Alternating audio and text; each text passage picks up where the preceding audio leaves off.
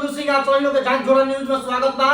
तो कैमरामैन हमारे बरमुंडा गुरु कुमार जुड़ रही है, आप यहाँ फोकस करिए जल्दी। आहो 12 लेवल के काम छोड़ के आई बारू हे लोग के संगे काम करे, हे लोग के संगे काम करबू तो स्टार्ट हो जेबू। हां जी बिल्कुल स्टार्ट हो जाए। ई के होता है? ई हमारे मादा हमारी नौर है सब सर्वों समर जोर। अच्छा ये सब लोग के काम का बा?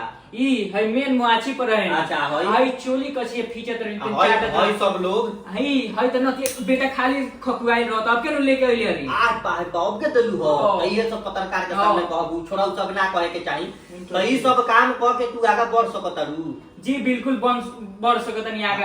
आज तक ले कोनो छिनरी निमन काम करके ऊपर गइल बड़ी सो। अच्छा तो ई लोग कहले बाकी तरह के लेवल पर ले जमी सब अरे स्टार के छोड़ी ना हॉलीवुड साउथ के मूवी में बाप रे बाप सबसे बड़का स्टार बना दे हम। घोप घोप करबू तो चल जेबू आगे। एकदम घोप घोप कोइले से एकदम आगे बढ़ जाए। तो बरमुंडा गुरु कुमार जी फोकस करते रहिए। आप देखिए हीरोइन बनने के लिए क्या क्या कर रही हैं सब लोग। ये नती एक बेटा सुन हो रहस ना हस्ती। बाप रे बाप है सब बर्दाश्त हो जलू हो एकदम बहुत ही मजा आए। ताव है तना लोग के खाता रू भर सब गदराई जाता रू। ए रिपोर्टर बक चोरी बंद करन आई नतिया के बेटा सुन के फिर से मन कर बाकर जो ना देन तमने हीरोइनो ना बनइयो से।